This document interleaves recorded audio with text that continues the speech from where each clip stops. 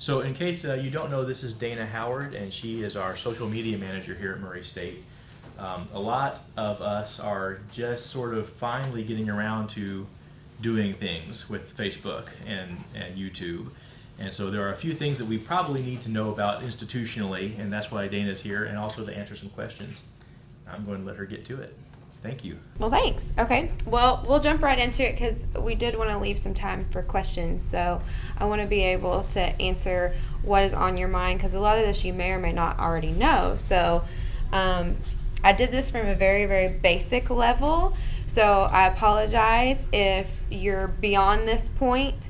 But I didn't know if we'd have a mixed audience of backgrounds on this. So here we go, and stop me along the way wherever.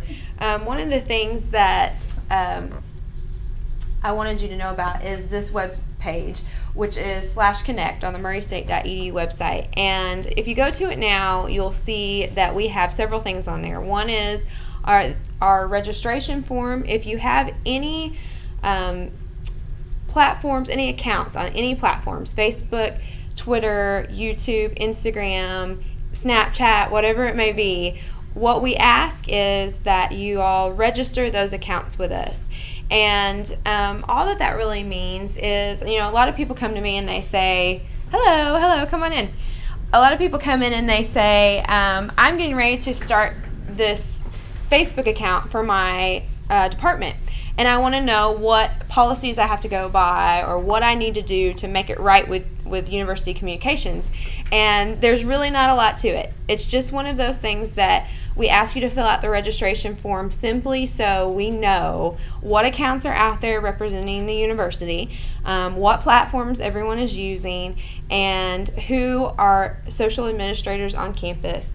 And we keep a public inventory, which is the other part you will see on /connect, of all of the university's official accounts across all platforms and across the whole campus.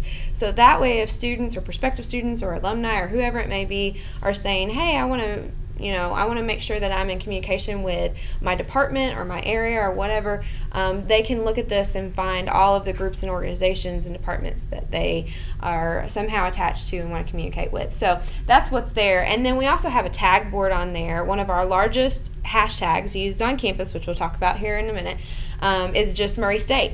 So it's not something that we push a lot, but it just happens to be one of those hashtags that students and alumni love to use. And so it's actually the largest hashtag that is used with Murray State information.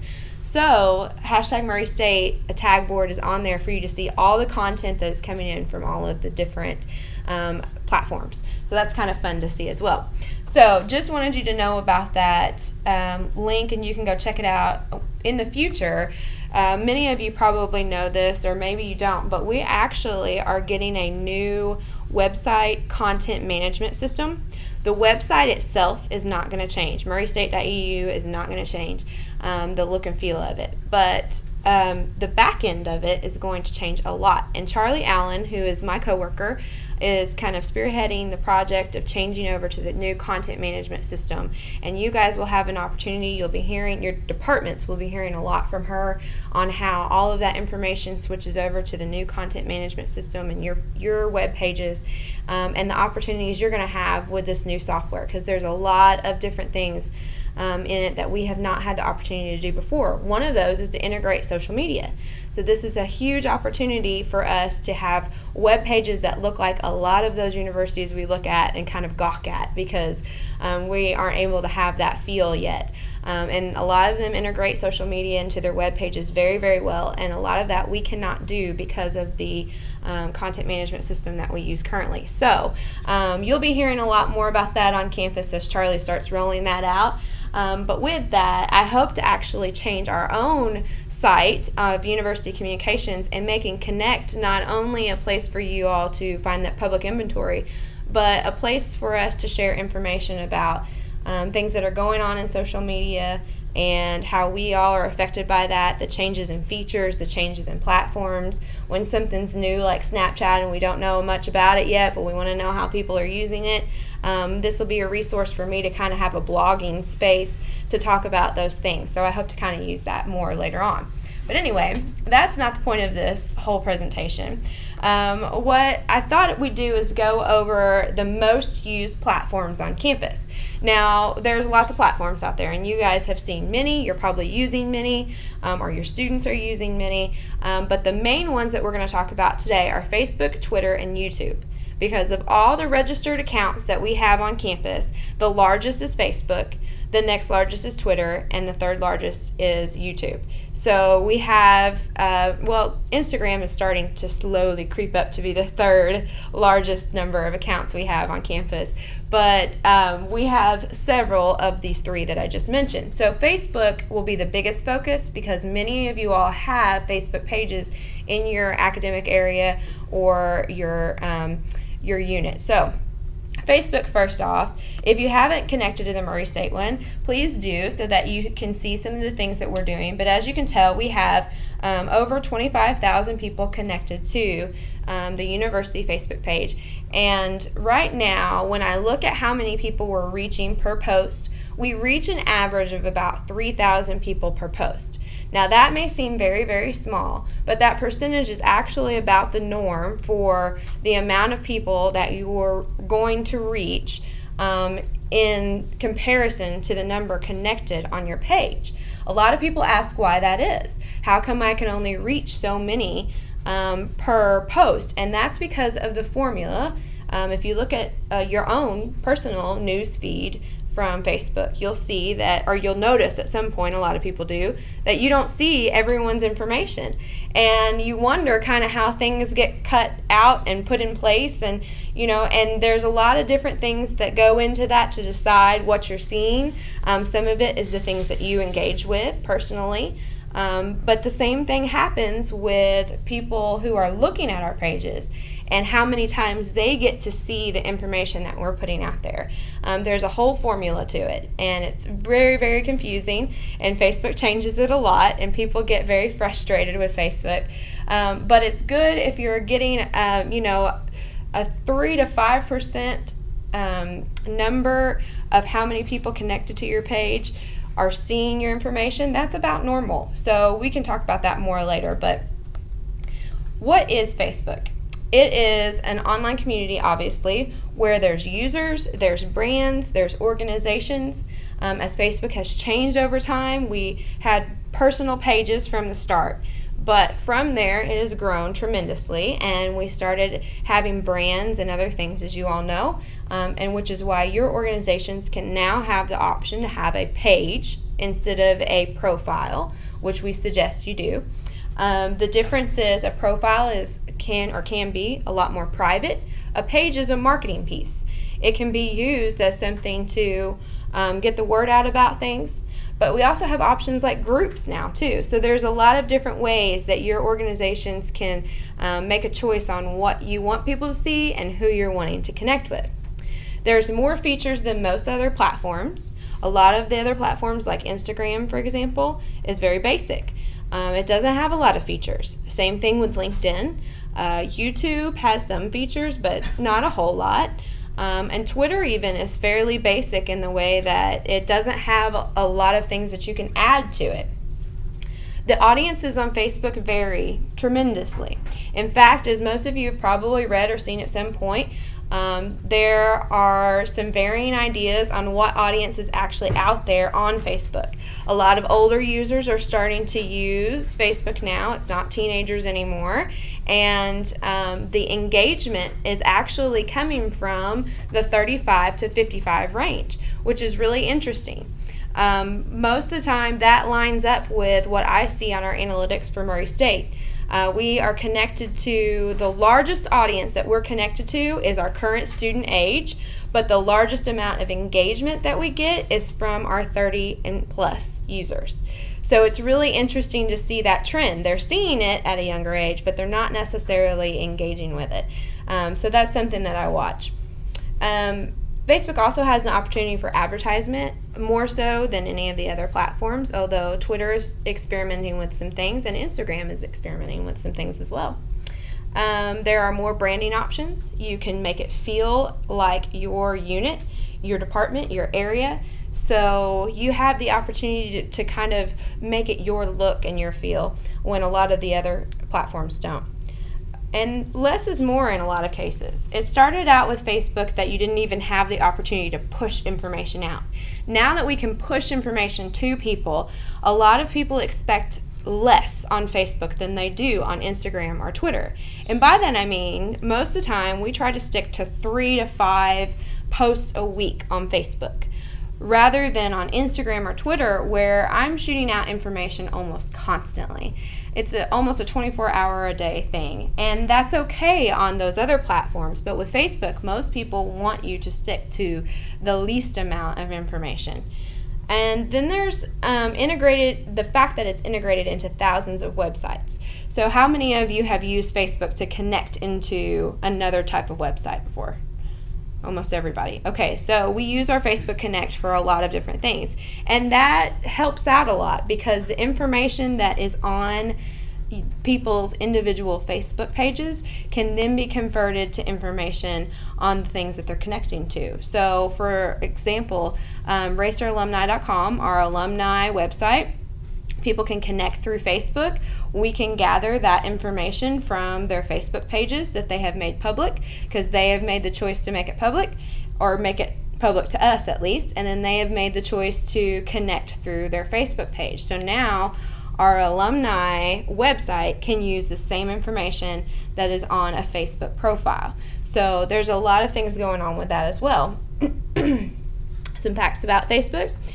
There are 654 million daily mobile users. Make sure that you see the point that mobile is in there because it's changed a lot. This is the year that mobile is taking over desktop use. And so we see that a lot of people are using their social media more on these things than they are on desktop, unless of course you work and sit in front of a desktop all day, which most people don't. So that is very, very important to figure out what kind of content you want to use. Also, 5 billion daily likes on average. Oh, I skipped one. 1.32 billion total active monthly users. That's a lot of users. And then the last one, 4.75 billion pieces of content shared daily. And that actually might be a little old by a couple months, so that could actually be bigger at this point. But it just is amazing how much information and how much stuff is out there. So it's important to know what's out there and use it. Yes? Can I ask you the 1.3 billion users, does it mean different kinds of different people, or does it mean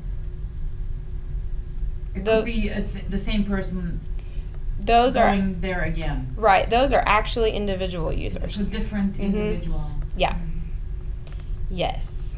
So people say Facebook is going away. Facebook isn't going away anytime soon.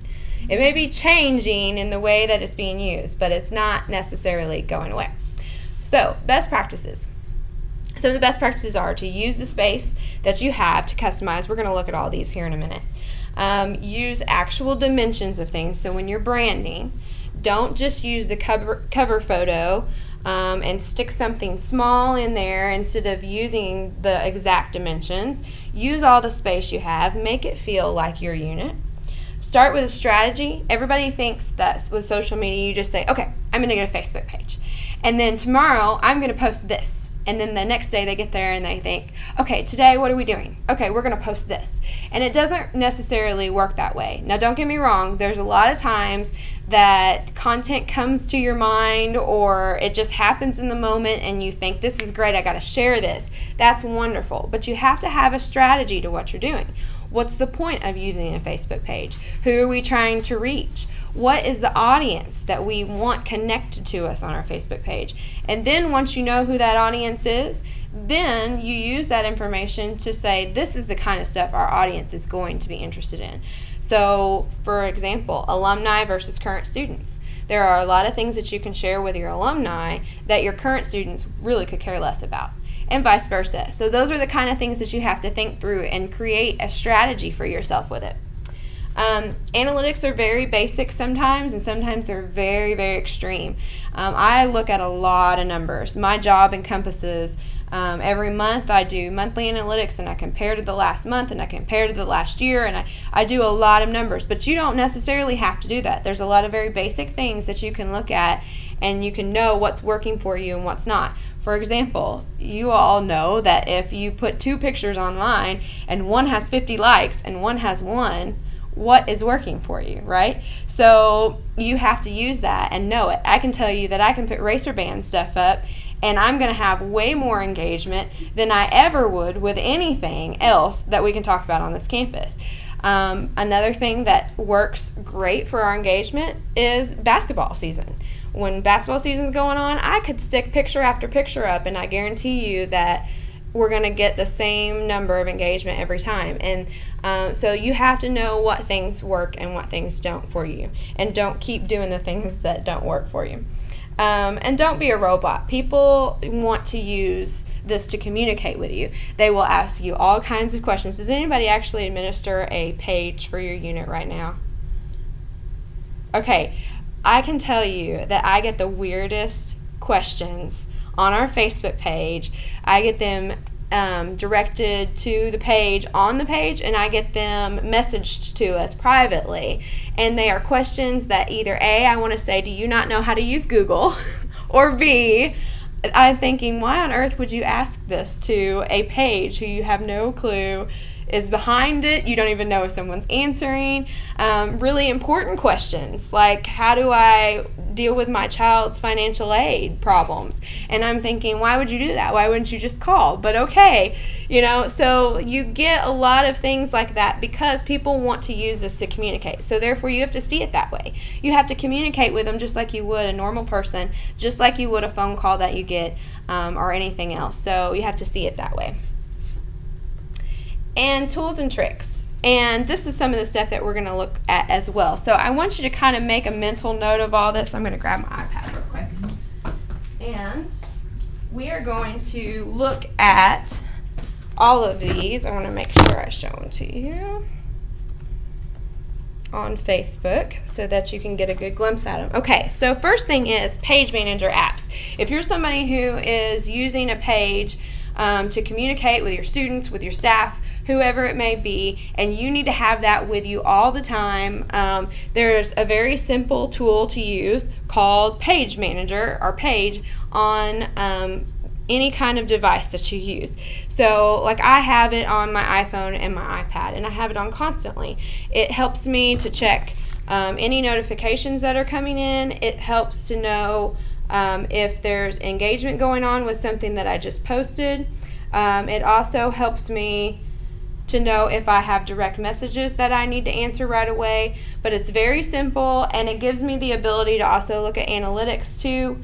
I can do anything from anywhere that I'm at simply because I have this on there. And I have several pages that I manage, so I can flip in and out of pages too. So that's kind of nice to have that with you. Something else is the scheduler. If you're one of those people, and I get this question all the time, how do you have the time to put all these posts out there? Well, if you have a strategy and you know the things that you want out there, then one of the things that you can do is you can schedule posts. And it's really a very, very simple thing. When you start here on your page and you're getting ready to post, you blah, blah, blah, blah, blah, blah, and there's this great little thing down here that's the set the date and time of your post. And as you open it up, you can choose the date and then the time and hit schedule, and it will automatically schedule that post for you, and that day and time it will shoot it out for you. So a lot of times, in fact I think I've got one scheduled right now as you see below. When I go to my page now, I can check that I have this already scheduled for Friday. I have on some occasions done months out of the things I already know are going to happen, or that I know are going to be one of our instant posts. So that's something that can save a lot of time for you. You can sit down and get a lot done that way. And it's a very simple tool. Activity log then is how you can see what if I remember where it's at. I hate that they switch everything around on me.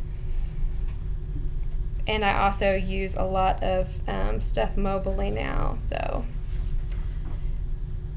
Oh, yes, I want to leave this page. Oh, actually, I don't. I want to do this. So if you have scheduled posts, you can go to view the post, and it will take you to the activity log. And over here in the activity log, you can see everything you've ever done. And this is what I have scheduled for Friday. And so I know that that's there, but if I need to change it, I have the opportunity to reschedule it or edit. Or if I say, you know what, I'm just going to go ahead and push that out, I can publish it now. So that's something as well. Graph search, I'm going to go over these really fast, so I apologize. Graph search is something that Facebook has started using, and I'm going to go back to this because I have an example on here, where you can type into your search bar up there, and I have typed in already, as you see on this, if that would go away, people who go to Murray State University, and it's going to bring up everybody on Facebook that is in some way, shape, or form saying that they are going to Murray State University. You can type that in. People who go to Murray State who like sushi. I mean, you can do a variety of things. This will help you find the specific people that you're looking for on Facebook.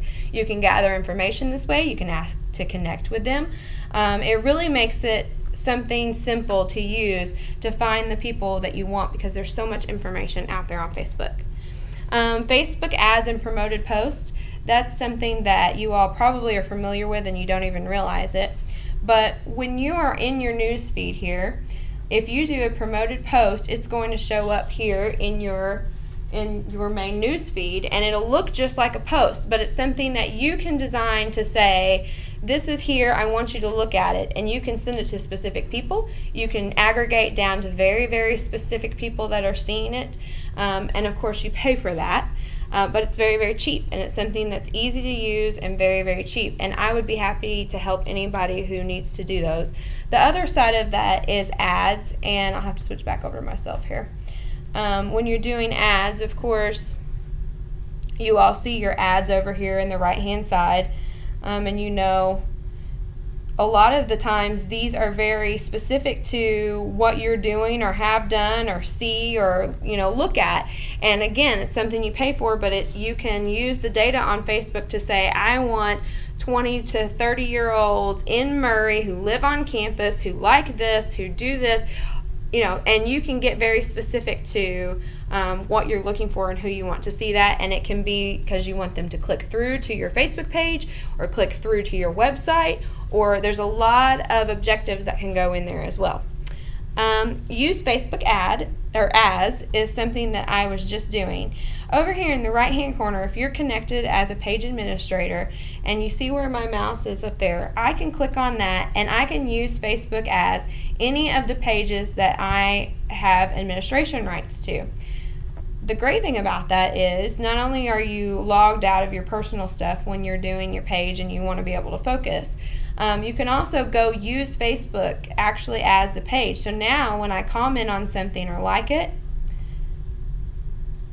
I'm liking it as Murray State University. And that allows you to show people that you're there and that you're engaging in things. And now it pops up and people know that Murray State University is there. It's another way to gain users as well, to show people you're communicating with them, etc. So there's a lot of benefits to that. Offer, event, and milestone is something that is not a huge benefit, but it's something that can be. When Facebook changed over to milestones and events through their timeline instead of a feed like the personal pages had, you had the ability to put in a history of whatever it is that you're talking about. So what we've done is gone back through time, and we've even gone back to when we were founded. And we have a whole history of Murray State on here that you can find through the milestones that have happened throughout time. So it's kind of just a neat little interesting benefit. Back to almost 100 years is a lot of information, but if you've got something specific that you want to put in for the last 20 years or 10 years, I think a lot more people will probably look at that. And a lot of people engaged with these as we were doing them and they were popping up. People were like, oh yeah, I knew that building, or I knew that president, or whatever. So I think that's kind of a neat little thing. And then so you can use text or You can, links like that. yep, and you can Title do, it what you want. right, you can title it what you want, you can put a picture, and then it just adds it as a milestone on your life of whatever you are, so of Murray State. So I think that's a neat little added feature. And then one thing that I'm really not going to have time to show you, but there's a thing called PicMonkey, PicMonkey, PicMonkey. And if you go to picmonkey.com, you have the ability to make cover photos and profile pictures the way that you want them. It's a very, very easy online software to use, and I use it all the time to cut up the dimensions for our Facebook page as well. Okay, I'm going to hurry through this because I want to be able to spend some time on questions. So, Twitter real quick. How many of you use Twitter or have used Twitter? Anybody? Okay. Well, Twitter is a totally different animal when it comes to social media, and a lot of people try to group Facebook and Twitter together, and you really can't do that because it's a much different platform. There's a lot of different lingo to it and things that if you're used to Facebook, you won't find on Twitter. They've changed the look of Twitter now so that on the desktop version, you now have a look that almost looks like Facebook. It's got a cover photo, a profile picture, so you have the ability to kind of change it up a little bit. What it is, it's more quick response. It's more conversational. People can respond. Instead of with Facebook, you have a post and people respond. You have a post and people respond. So it's a much different flow of information. Of course, you have to keep it to 140 characters, which is not easy for some people. It's not easy for me either. More is more, and more is expected with Twitter, as the opposite with Facebook of doing less is more. More is expected on Twitter. People expect you to have conversations with them and continue that flow of information. It's used highly by news, athletes, celebrities. It's now necessary for watching TV. If most of you have a teenager around or even 20-something, a lot of us have the ability to sit and watch TV and tweet while we're watching TV at the same time. I say 20-something, I'm not 20 anymore, so I got to get over that. But, we have the ability to talk about what's going on while it's happening, in sports especially. This has been a huge change in the way that we watch, view, talk about sports, and you can see a big difference on that in news shows that you watch. Sports channels that you watch, everything now has tweet us that, or like this, or do that. And then they talk about it. They'll read tweets on the news now. I mean, it's a totally different mindset. So that's why it's really become a part of our society, and Twitter has grown so much over the last couple of years.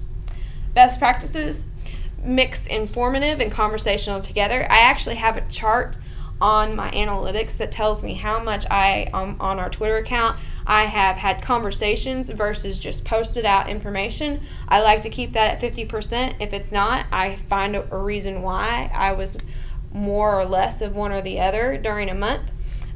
It's really important that you kind of keep a balance in that. It's important that you follow people back.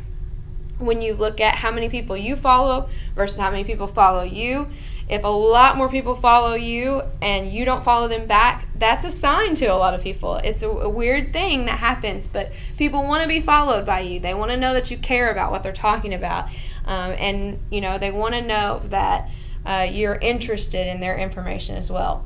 Retweeting, RT, is important to people. Again, it's like agreeing with them. It's like showing them, yes, I understand, I get it, I agree with that, and I'm going to share that information as well. But it's not right to only retweet information on Twitter. People expect unique content and not generic content. So even though retweeting is a great thing, you can't just retweet, which I know a lot of people that do.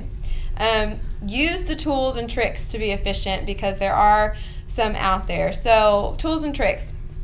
There are software like Hootsuite, Sprout Social, and others, if you ever need to know about those, that help you manage your content, help you push out information, help you schedule things on Twitter.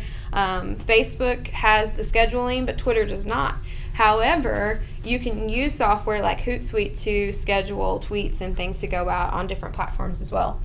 RSS feeds are more welcomed on Twitter. We actually use an RSS feed for our news, our calendar, and our Roundabout U videos. And that goes out on our Murray State and our alumni accounts automatically on Twitter, because as soon as it's posted, I want it to go out and people to start sharing and putting that information out there for us. It's great and easy to look for conversations and to create conversations with hashtags. So if you use a hashtag, like for example, we use Murray State a lot, we use Go Racers, we use We Are Racers. Recently we've been using Take Your Place. Not only have we kind of put that out there as this is where our conversation is going to be and this is what it's about, but if you search for those hashtags, you can have the same conversation with people who are putting that information out there as well. So it's kind of a way to just find conversations in a way and get engaged in them and use it that way. There's a lot of different lingo: retweet, direct mention, timeline. If you don't know that lingo, you can always Google it, and there's lots of help out there. Twitter actually has their own dictionary, so you can look up their dictionary as well. You can make lists of people to know what is coming out of all of those different accounts. So for instance, I have a list, and it's a public list, so if anybody ever wanted to use it, you can just add it on your own Twitter, of all of the official Murray State Twitter accounts. So every time you all register accounts, it also is something that I add to our public official Murray State information Twitter list. And you can look at that list and see all of the Murray State information that's being tweeted all in the day. Trends and trending are very important. You can see what is being talked about most in the world on Twitter. You can jump in those conversations as well. Actually, during basketball season, I try to use the trends that are happening worldwide to jump in on the conversations happening and mention something about Murray State. So that's kind of fun. It's creative and fun, and it's something that I enjoy doing. You can also search for keywords other than hashtags. Like I constantly search for Murray State. So you can look for those things, whatever interests you, and find those conversations as well. And YouTube. If you haven't seen a YouTube channel, this is what it looks like. This is our Murray State YouTube channel. And it's a landing pad for all of your video content. It's the second largest search engine in the world, just under Google now, and has been for a while. Because people go in there and they look for keywords and they look for key terms and they find a lot of video content. It can slightly be branded, as you could see in that. We have our kind of like a cover photo there at the top, our logo, and then our main video there that tries to get you to subscribe. You can respond to people just like any customer service on others, and you can get users to subscribe to you. If they subscribe to your account, then they'll be notified every time that you upload something new. Best practices: you can customize the page. You can use the channel intro video, which we have right there in the center, as you see, the one from the old Dick Vitale visit. And it's a nice little video that kind of wraps up what your channel's about, and then at the end YouTube puts on there for you, please subscribe, so it gets them to subscribe to the page. You can watch your stats on the videos. I would suggest no more than 2 minutes on a video, because most of the time at a minute it drops off from there. And if you look at the stats on your page, you'll actually see that happening. And then tips and tricks: you can use playlists. Just like on here, it's kind of hard to see, but I will show you that down here we have popular uploads, and then we start playlists, and each playlist might be several different videos, but it's all one topic. So if you're doing a lot of different videos, but you kind of want to group a couple of them together because they make sense together, and you want people to be able to share that playlist and it'll just keep rolling with different videos, you can group those together. So that's really nice to have as well. And let's see. You can always use the space at the end of videos for more information. Always contact information, or go to a website, or whatever it may be, to get them to take that call of action. And that's the really nice thing about YouTube videos. Other platforms that we'll kind of touch on but not really go in depth with is, mobile applications like Instagram and Vine are becoming the big thing now. And they're considered social media, but they're still mobile applications. They're not accessible as much on desktop. They both have a website per se, but you can't do as much on them. They're quick and easy. You can shoot out 15 or 6-second videos and, get a message out there that's a little different and more creative than you would on other platforms. And they integrate with most platforms too, so you can push them out on your Facebook and Twitter. LinkedIn is something that I will admit is my weakness when it comes to marketing, because I don't use LinkedIn a lot, but it is something that's very valuable in contact to contact. So person to person, you can reach those contacts and make a network of people where, if you have a certain topic, or maybe it's an alumni group of your department or something like that, you have the ability to really reach those people in a very different, but a more professional way as well. And then you have blogging, of course, like Tumblr or WordPress. And those aren't being used as much with social media, but they are being used in a way that they're very visual. People are telling their story more on blogs, and they're able to push those out through their other social media channels. And Google Plus is something that not a lot of people around here use. I get a lot of questions about Google Plus. And actually, did you all know, and this may be something that you all talk about, but we really all have a Google Plus account because of our emails. A lot of people don't use that, but it is there. And so you might be getting notifications from it and not know that you have it. But it is something that we automatically have through our Google account. So anyway, that's just a really, really fast wrap up. So I want to make sure that we have time for just a couple questions. I know that we're going to go over a little bit on time, but anybody have any questions? I know that was really fast. It's hard to fit this all into a presentation because there's so much there, with each platform being different and each form of communication being different. So do y'all have any questions? But do certain departments already have Facebook pages? Oh yes, we have several departments with Facebook pages. Actually, I think you had just walked in. I was telling them we ask every account on campus, anybody who has any account, to register. We have well over 250 accounts on campus of social media platforms. So that includes all of them, but there's several, yeah. Okay. Yeah, if you go look at that murraystate.edu/connect, you'll see all of the accounts that we currently have. And I think we just had about 30 more that we've got to add to that, so it'll be updated soon, but there's a lot. What would be your recommendation if somebody didn't have any social media yet? Say a department was just starting out to branch out into social media. What should they start with first? Facebook, YouTube? I would mostly suggest Facebook, but I would first ask what audience they're wanting to fit in with. If it is more of the current student population, I would consider Twitter really over Facebook. And I would also consider Instagram over Facebook in that sense. The two together, though, I really don't suggest anybody doing just Instagram, just because I think you have to have a way to push it out more. Otherwise, it's just not worth it. But if it was an alum or an alumni group that you're trying to reach, I think I would suggest Facebook the most. And with current students, if you're wanting something that you can push information out and you don't expect them to engage a whole lot on it, then Facebook would be okay. But that's just not where they're engaging at. Like I said before, they're there, but they're just not engaging on it. So. Yeah, I haven't been doing Twitter or Instagram. Does your information stay there like it does with Facebook? You've got this big history and everything. Does it all?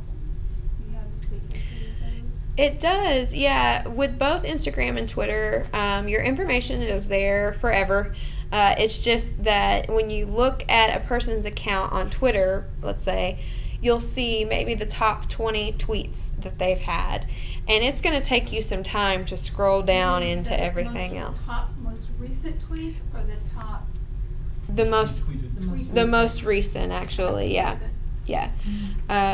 But it also depends how you look at it. If you do a search for somebody's name, it will probably bring you into top tweets first, and then you have to switch over to all tweets.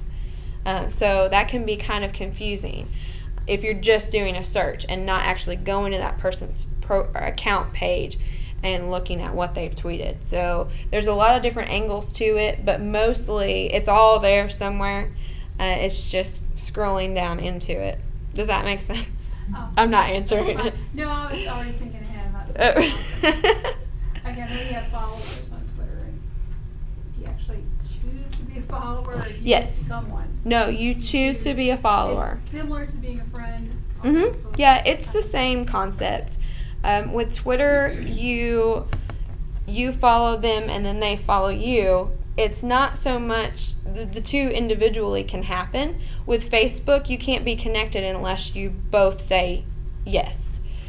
With Twitter, I can follow you, but you don't have to follow me, or vice versa. So it's a little bit different concept, but it's practically the same.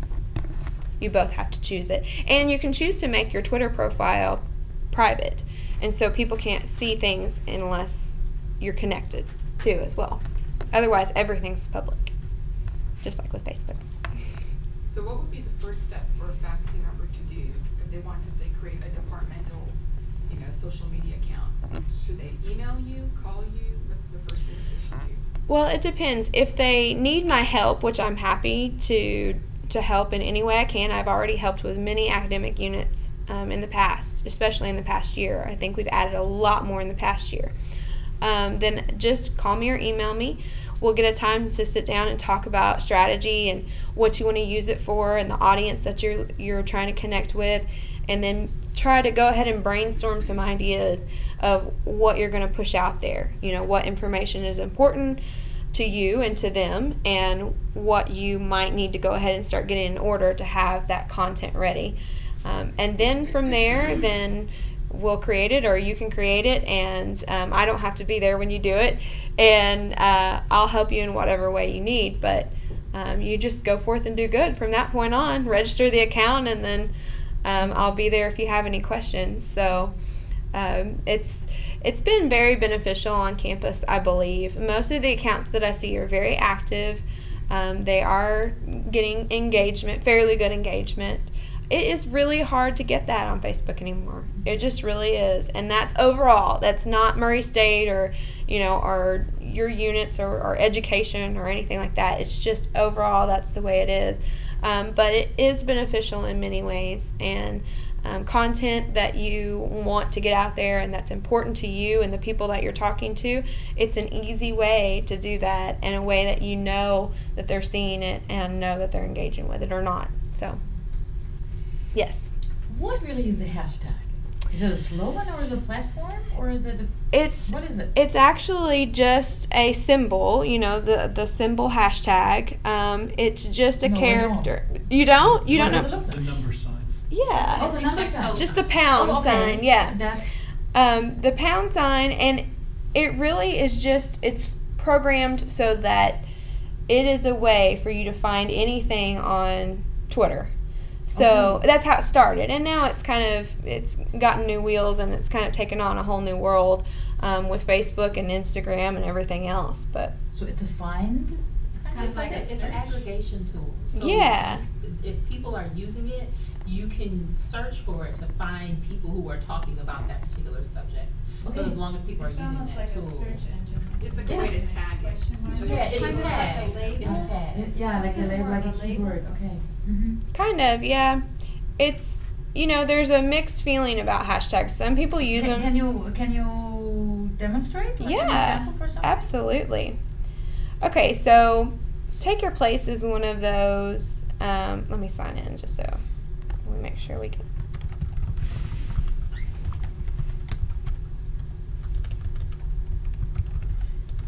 Let me make sure I use the right password. And there's that always. Okay, so So can you look for like study abroad, for instance, or? yeah, or- actually, I almost guarantee that is a hashtag that people use. So it has to be like a common expression. Yeah. Okay.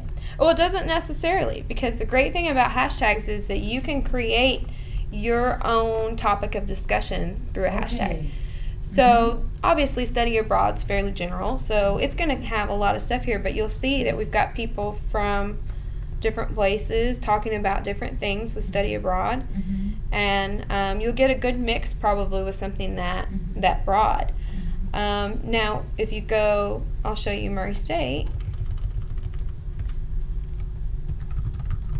And obviously, everything's going to be Murray State stuff. Of course, the phone service is down.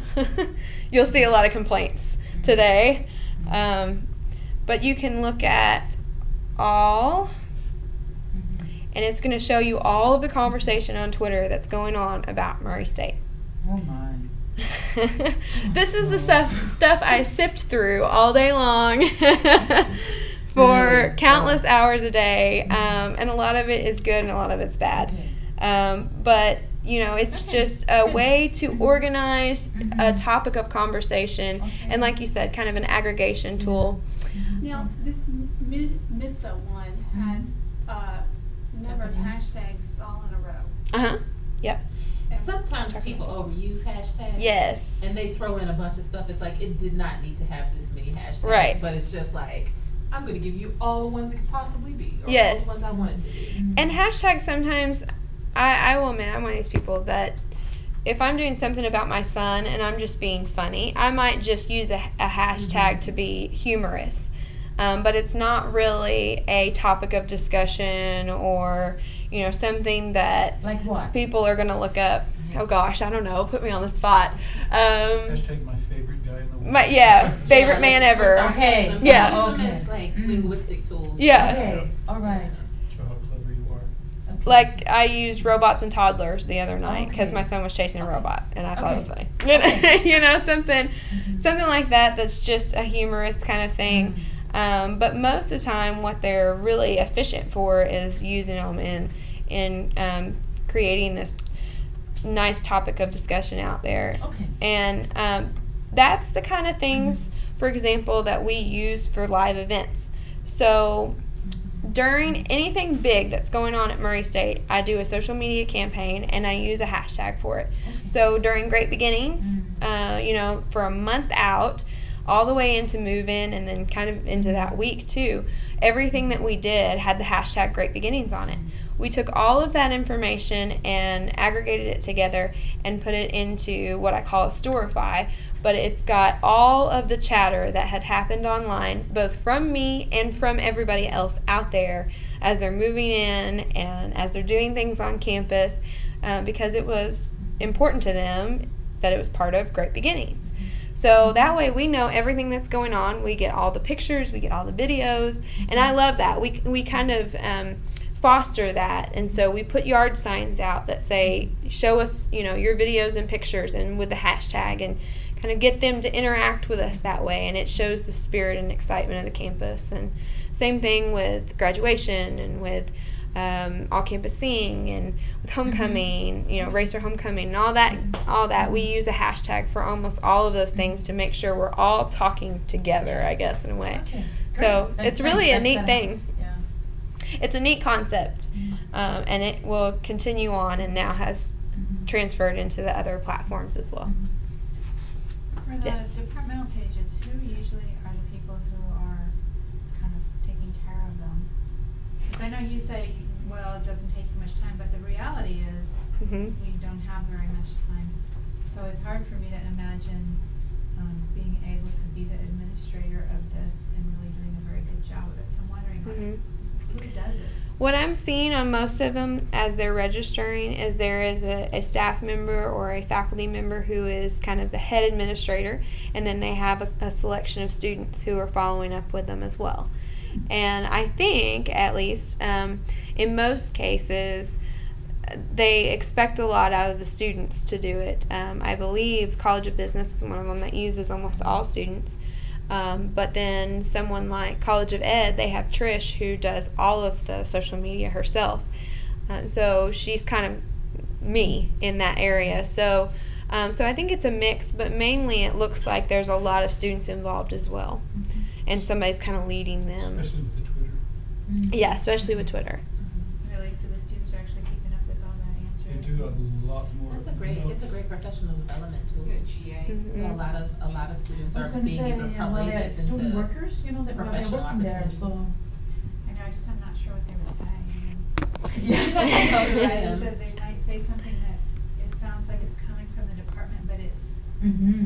Well, you can email it to them or to guide them to say, I'd like you Mhm. to post this Yeah. video or well, this for article. or- Facebook I can see, but for Twitter, which seems like kind of more Mhm. instant, more response driven. That's hard. I have an intern who I trust deeply with our Twitter accounts. And she does a lot of stuff when I'm in meetings all day or I'm gone, I'm not on campus or something, and I can literally say to her, "You've got me today," you know, and she handles it. She responds to things well. She knows the voice I use. I think it's very important for you to be very consistent in your voice and the way that you project information on your accounts, and so she's very adept to that. But that doesn't happen very often, I will admit. At least from just, I've tried to have interns in the past and such. But you've really got to find somebody that understands it on a deeper level than just, okay, if this mention comes in, you've got to answer it. You know, they've got to understand more of what you want to portray as a unit, the voice you want to have, and how to answer things. And if they don't know the answer right away, to go find somebody who does and who that might be.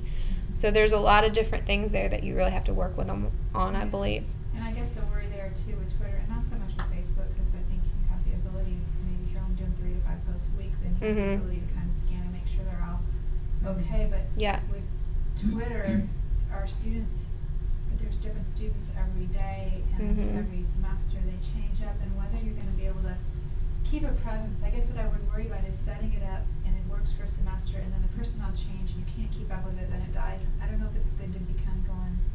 Yeah, there is some concern with that, and we actually are going to start doing an audit. That sounds scary, but it's really not. We're going to do an audit, my student worker, my intern and I, of everyone's accounts on campus. She's starting the matrix right now, actually, and one of the things is, you know, we're going to check in with everybody and say, do you still have the same administrators? If not, have you considered changing passwords? You know, do you know who's going to take it over next? You know, just to make people think about those things, because it is very important. Once you put a presence out there, you don't want to just disappear, but the account's still there, because people will expect to talk to you, and if you're not there, then, you know, then they're not responding to me, or you know, so you don't want that to happen, but you also want to, you're right, you don't want to ebb and flow. You need to have a consistency with your accounts as well. So yeah, that's a hard thing. I think that's something everybody struggles with. And time is a big part of it. This is my job 24/7, so I do it all the time. But I can understand. I remember when I didn't, but still had the same responsibilities, and it was very hard to balance the two, because it gets very, you get very pulled into it, and especially Twitter uses a lot of my time. So you're right. It's a different thing, because you're getting things in constantly, you're pushing things out constantly, you're finding information as well. So it's a hard balance to make. That didn't give you much hope, did it? I would say, it seems to me though that people, like individual people, tend to be more lenient on organizations that have Twitters than individuals. Mm-hmm. Because it's like nobody's expecting Murray State University to respond to your 2 a.m. tweet about, I'm scared that I'm coming. You know, if you do, you might think, well, what is wrong with Murray State that they're even up this early in the morning? So I do get those comments, Right. though. But I'm not thinking so much of, a day. I'm worried about more a month or two. That we can have it going well for a semester, and then it just drops off entirely for a couple of months because we don't have people who we trust to deal with it. Yeah, I think even with, I don't know, I could be wrong, but it seems like even with that, people tend to be more forgiving. If, when you come back, it's like, okay, we had to go away for a minute, but we're back and be looking for this and this. People are kind of like, okay, yeah, like we missed you. Because 9 times out of 10, people following you you, they're following like 500 other people. So Yeah. they may not even realize that you were gone. Right. Oh yeah, okay, welcome back. Whatever. You Now know, I could not disappear. Like Right. Murray State could not disappear, but you may have a little more right, but the leniency in your page, department. yes. Yeah, that makes sense. I have auto tweets that go out, and sometimes they have been at 2 o'clock in the morning.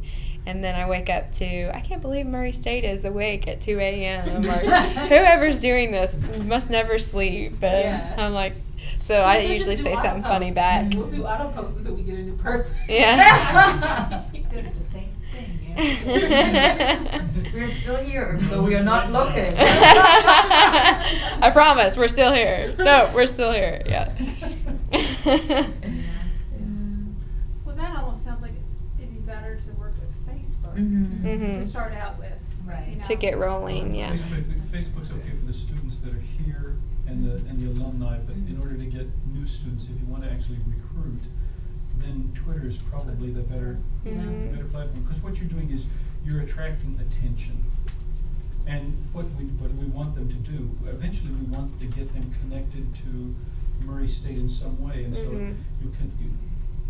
you'll go from Twitter to Facebook, maybe to your department's webpage or to the somewhere in the Office of Recruitment. Mhm. Because what are we after? And that is the thing, the key. What is your audience and what do you want them to do?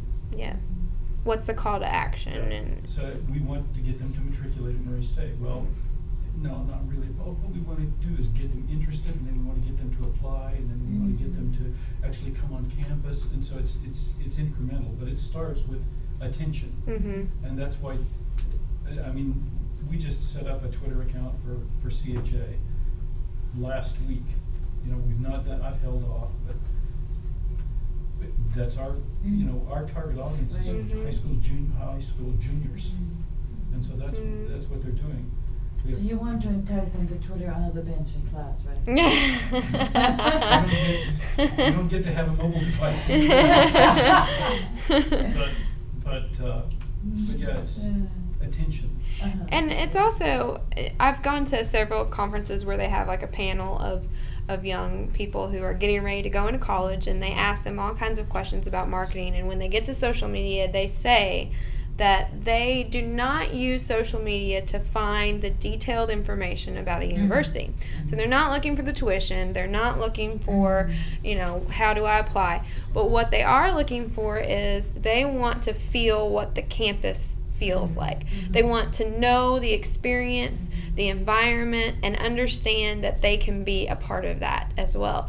So a lot of it is just making things that give them, making content that puts them in the middle of it, and they feel like, ooh, I could do this, I could be this, that could be me in that situation.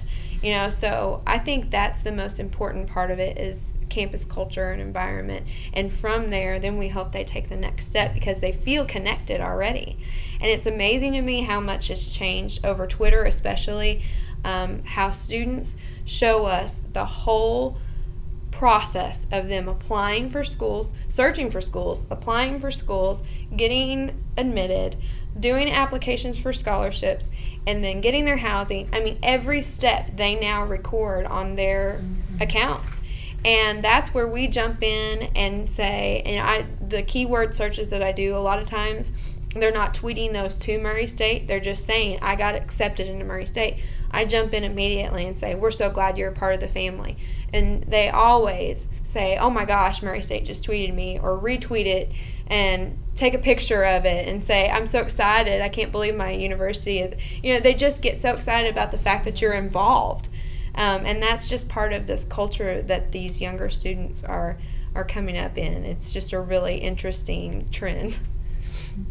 But we can be a part of all that, so. My undergrad, I'm an alum. I follow them, and so they will retweet when someone's like, "I just got accepted to such and such class," Yeah. and then I'll jump in and say, "Congratulations, welcome!" Yeah. And I know they're like, "What? Who is this?" I know. But they love it. Yeah, I they think love they it. get excited about it. Yeah. People know I matter. Yeah. Right. And then our class of 2018 Twitter account, or whatever year it is now, will, they'll retweet them after I have, and then somebody else will, and then they feel like, oh my gosh, I'm already a part of this community, and I haven't even done anything. I haven't even stepped foot on campus yet. So I just think that's a really neat part of it. So recruitment is a huge part of it. Now, I can never tell you, we got 50 more students because of Twitter, or we got, X amount increase because of our social media efforts. And that's what I hate, is that return on investment. It's really hard for me to say connect those dots and give that information. But what I do know internally is that we've made a difference somehow, because we've connected with them. We've made them feel like they're a part of our culture as well. So that's unfortunately not a good report, but it's something I know just by looking at and being in the middle of those conversations. So, any other questions? Thank you. This was really neat. Well, good. I'm glad I could help. Thanks. Thank you all.